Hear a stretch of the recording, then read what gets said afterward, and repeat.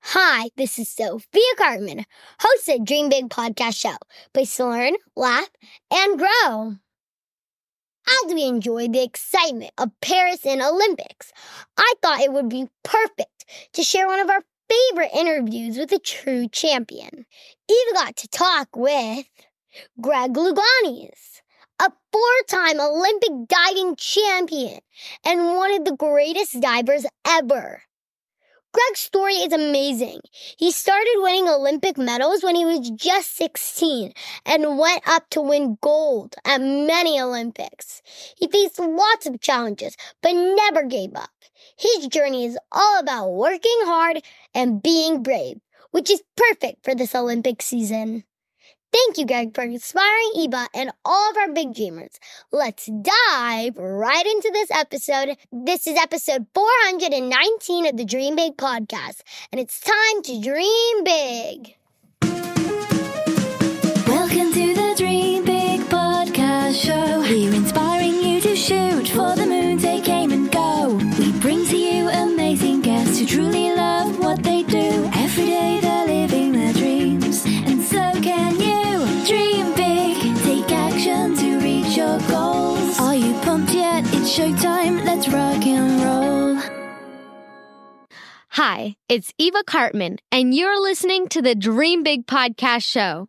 I am so excited because it's not every week that I get to interview someone who is considered a GOAT, an acronym that stands for Greatest of All Time. But today, I get to introduce someone who's widely considered the greatest to ever live at his craft. I am beyond excited to introduce you all to a man widely considered to be the greatest diver to have ever lived, Greg Louganis.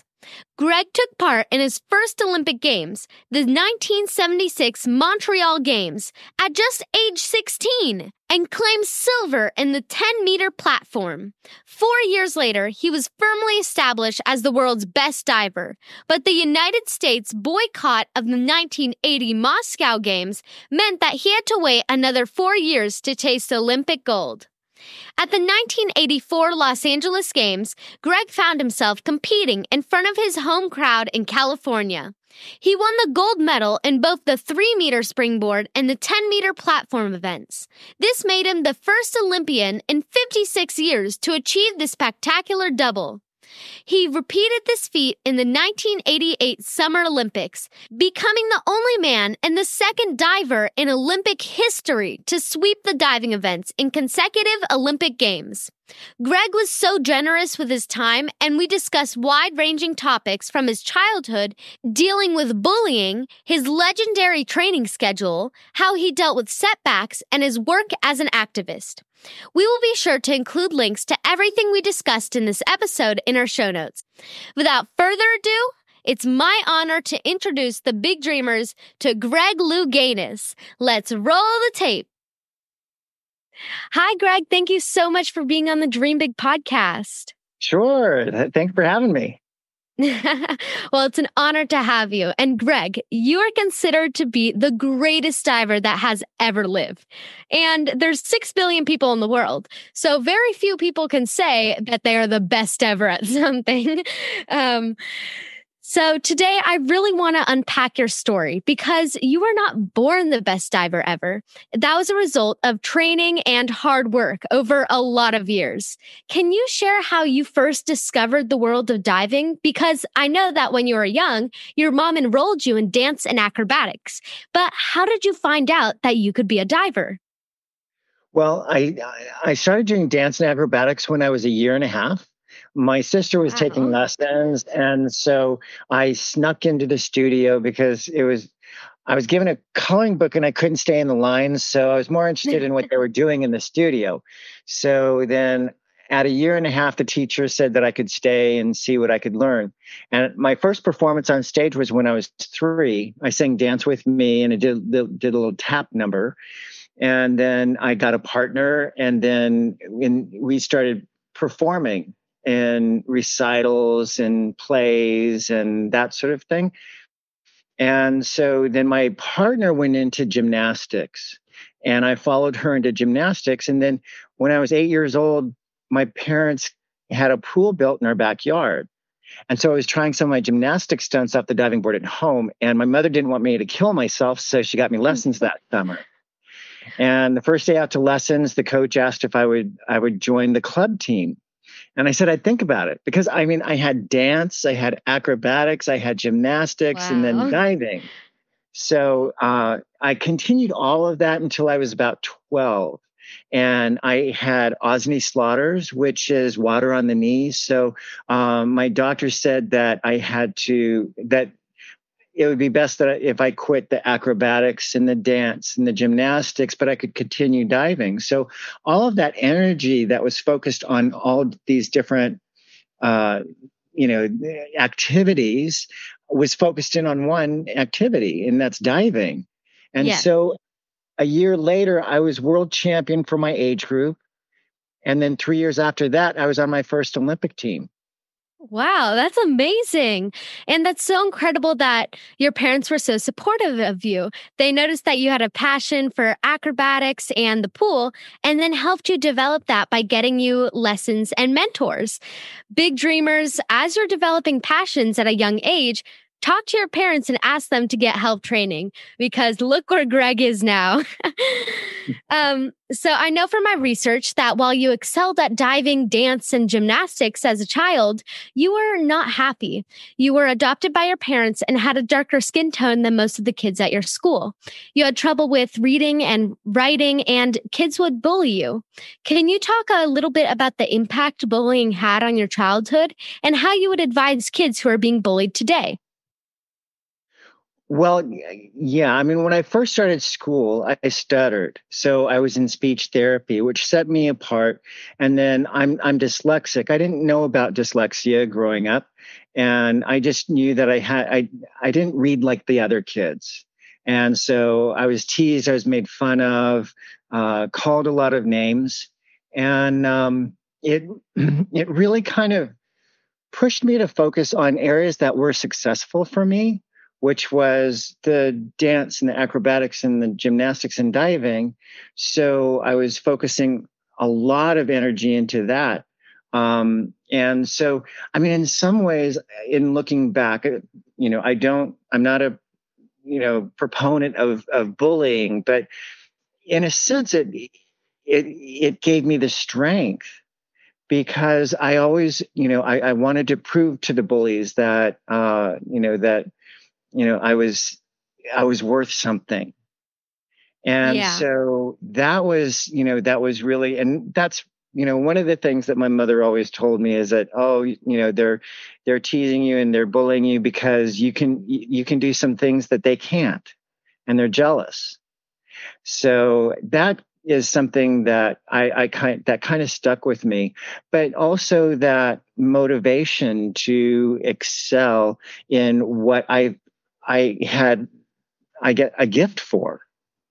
I had successes, and so, find those successes and just pour yourself into that, because, there's so many brilliant, genius people out there who have gone through, who have been bullied. And oftentimes that's, fueled them to be so much better than potentially they could have been. Yeah. And I'm so sorry, Greg, that you had to go through that as a kid. No kid deserves that. And I'm so grateful for the advice that you shared today. And thankfully for all of us, I know that diving really saved you. It gave you a passion that you could also focus on outside of the bullying that was happening at school. So I was wondering if you could share what your training schedule was at the height of your career. How often were you in the pool, and how many dives did you do each day? Well, it evolved, because in leading up to being on the world stage, I was training rigorously. I mean, it was 6 days a week. We did have one day to recover. And how many dives did we do? Oh my God. I have to count. Okay, if I do, Wow. 50 dives a day, I guess. Wow. That's crazy. Yeah, something like that. It's funny because divers always joke, because when we've climbed a lot of steps, that we've never climbed down. Oh, yeah. You think about that? Yeah. I mean, think That's of crazy. how many times I climbed up to the Empire State Building, but never came down. Wow. So you climb all the way up and then you just jump off. Right. Yeah, exactly. Wow, that's crazy. And also that you dived 50 times per day. I can only imagine diving in the pool, getting out of the pool, climbing up the stairs. You don't go down the stairs and you dive back in. And you do that Right. 50 times every day. That's crazy. Yeah. I mean, but it did evolve because, once you reach, because I was in my first Olympics in 1976, and then my last Olympics was in 1988. So that's 12 years. So 12 years competing on that high level. So it kind of shifted and evolved because once you reach, a certain level of mastery, it's being in shape.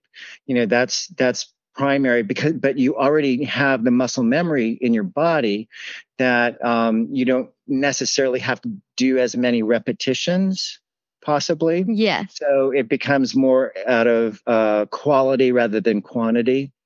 So my training did evolve, and that was probably the reason I was able to continue for as long as I did. Yeah.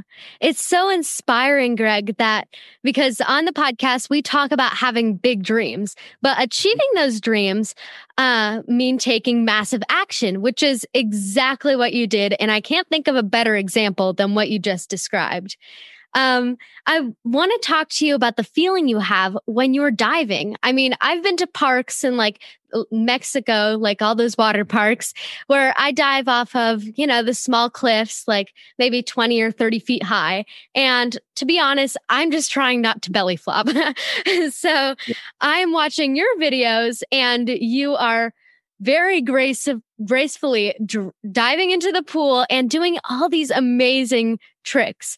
So what was it like learning how to do those tricks? And how many times when you're learning a new trick do you fail? Because, I'm sure you don't master it on the first time.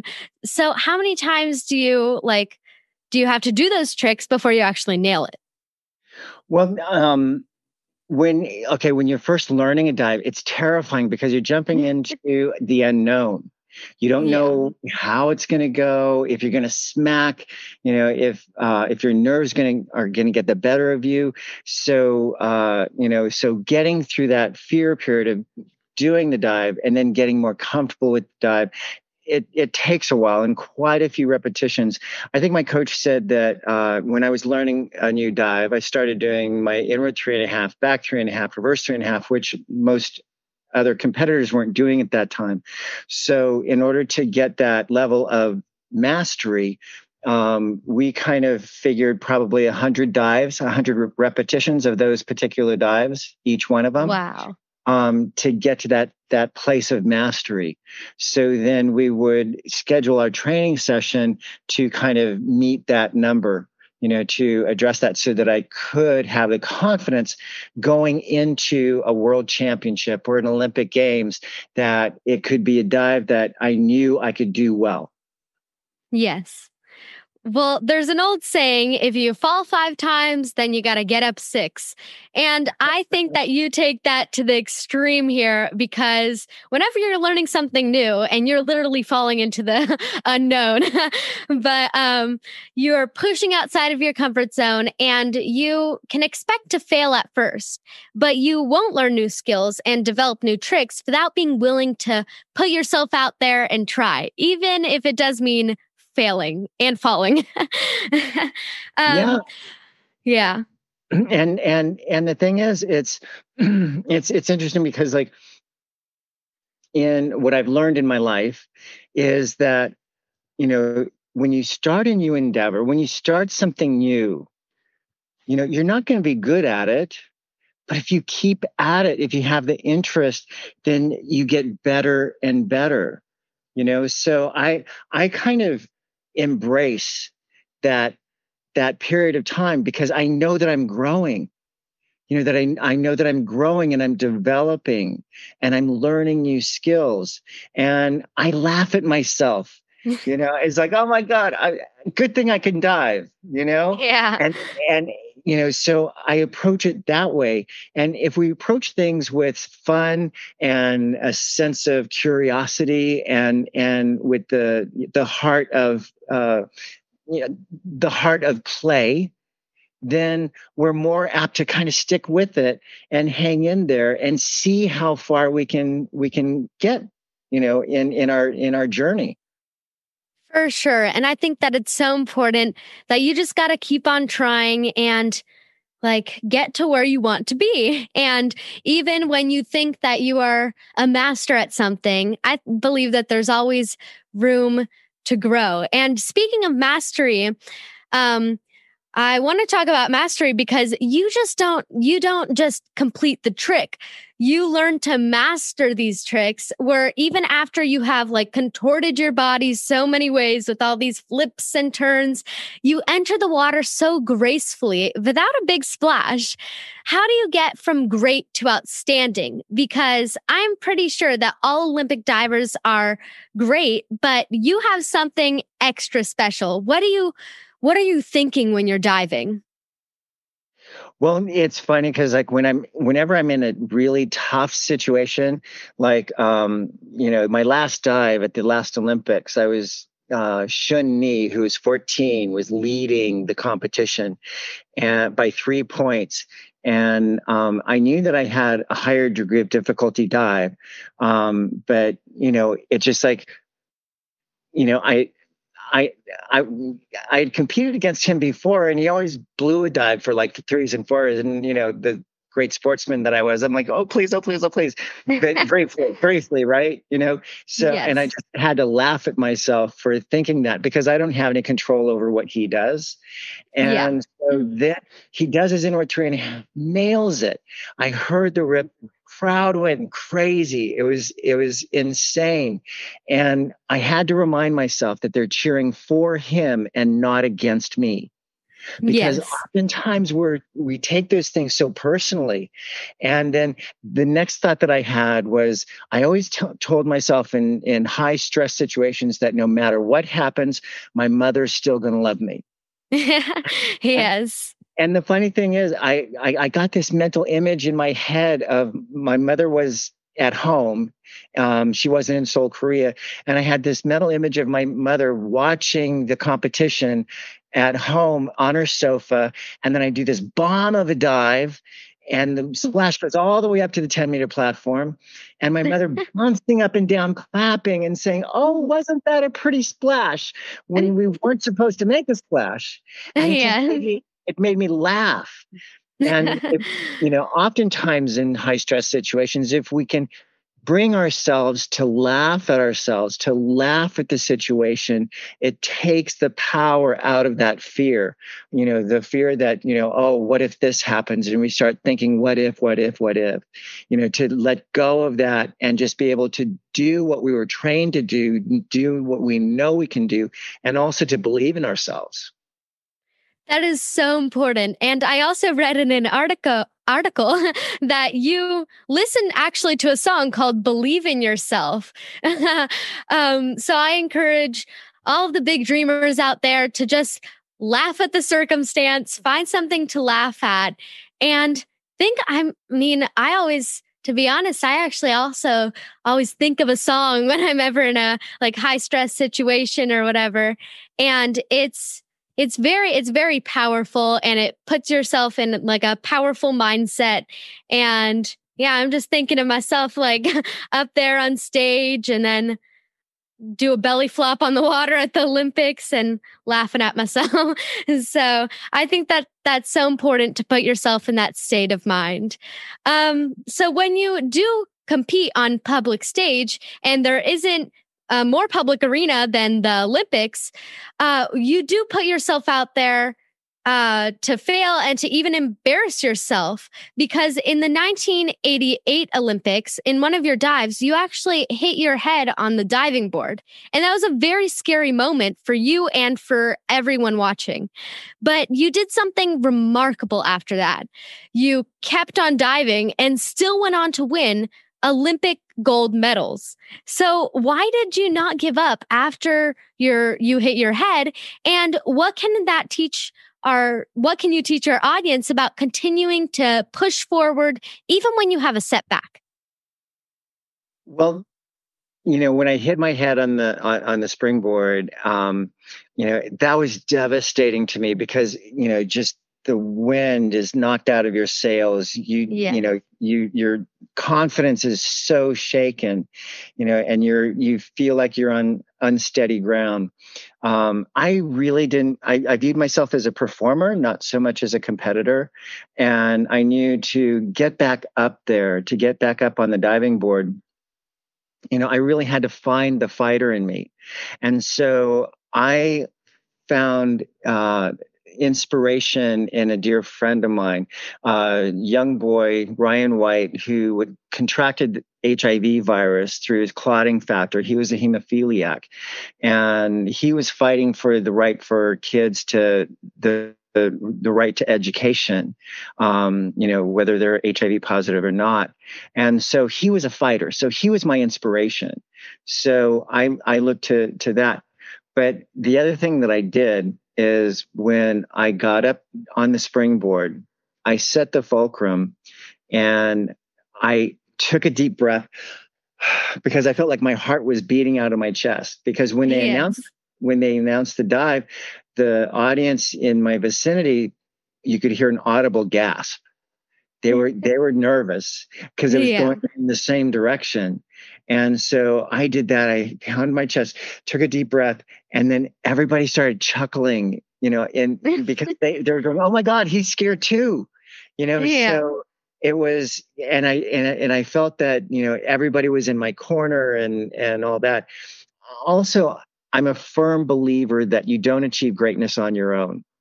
There's always someone there. And for me at that moment in time was my coach, Ron O'Brien, that I couldn't have gotten through that without him.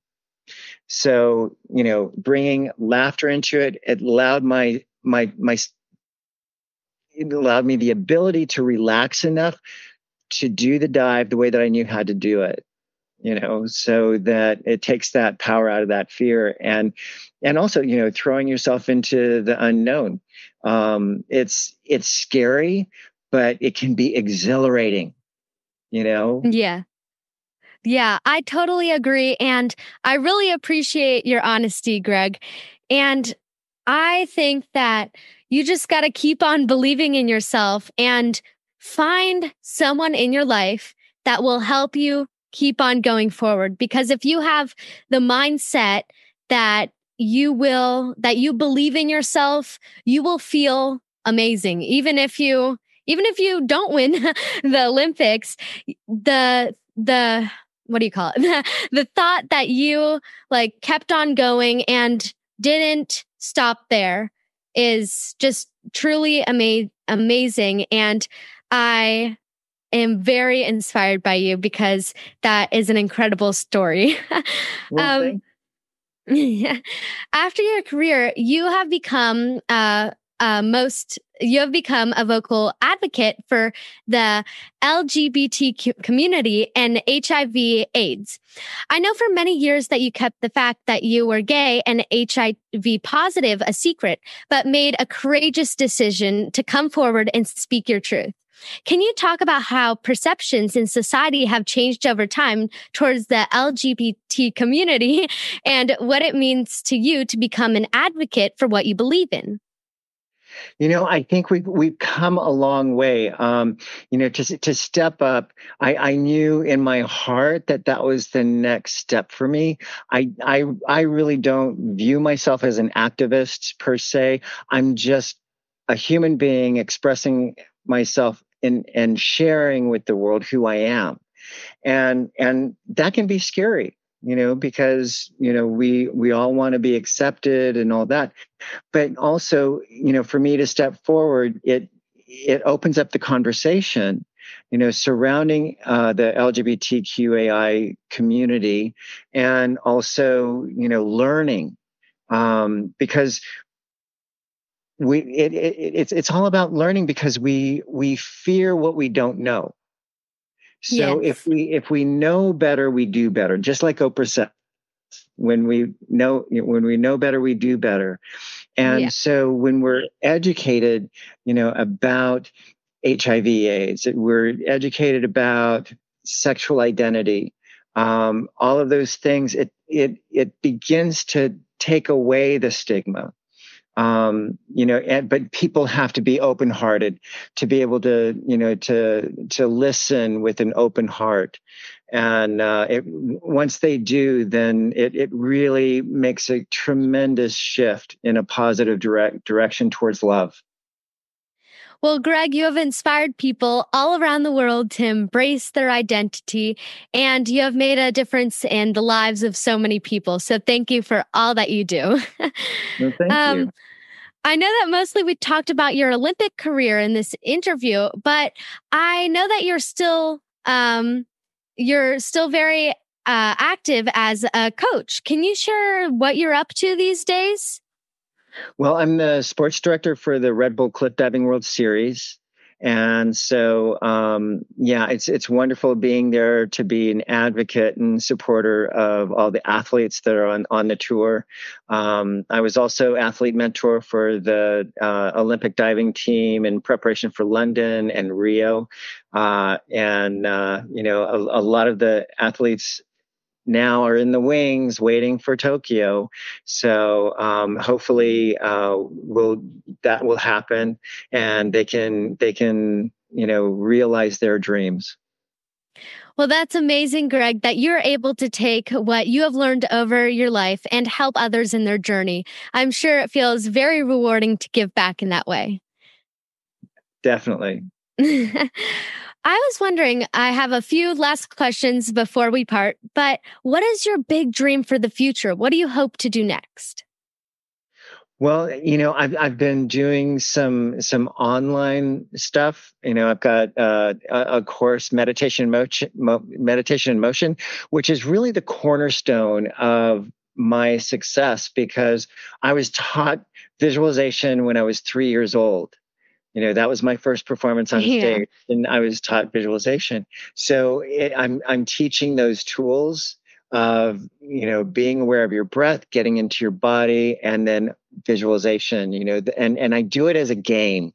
I love it because I would do it at my diving camps, and we had one young lady, she was 6 years old, and so and we all loved it, the games the visualization games that we have, and that's what I want to present, that it's a game, it's fun, and to play through these tools, so that you can take these with you, because they're a part of who I am, and I take them, the visualization skills, through everything I do, whether I'm going to be speaking to thousands of people, or if I'm performing on stage, or whatever that is, I use those tools, for everything that I do. That is amazing, Greg. And that's such wonderful advice that I definitely encourage all you big dreamers to follow. So before we go, I have one last question. Where can our audience find out more about you? Well, you can go to my website, greg@louganis.com or louganis.com. And you can follow me there. I also do a Friday tease on Facebook, which is a lot of fun. I mean, I'm sharing books that I've read and sharing my experience with the books. And, and also, I also did do requests, like if somebody asked about fear, how do you deal with fear? And so I did a whole Friday tea about fear. And so that's a lot of fun. Come to my, my Facebook page, Greg Louganis Facebook page. And if you want to know anything, write it in. Okay. I'd love to address anything. For sure. Big dreamers, definitely go check Greg out. He is amazing. And thank you so much, Greg, for this wonderful interview. My pleasure. All right. Bye. What an incredible man. My interview with Greg is definitely one of my all-time favorites. He had so much to share about hard work, mindset, pushing through setbacks, and fighting for what you believe in. We will include links to Greg's website as well as everything we discussed on the episode in our show notes. Did you love this interview? If so, please consider leaving a review on iTunes. We do read all of your reviews, and it helps us stay high in the iTunes rankings so we can reach more and more big dreamers. You can leave the review at dreambigpodcast.com/iTunes. As always, thank you so much for tuning in. This is Evakarpman reminding you that you have unlimited potential. Your dreams are not optional, you need to make them essential. So take massive action to turn those big dreams into reality. Live with passion the way life was meant to be. I'll see you in the next episode. Bye.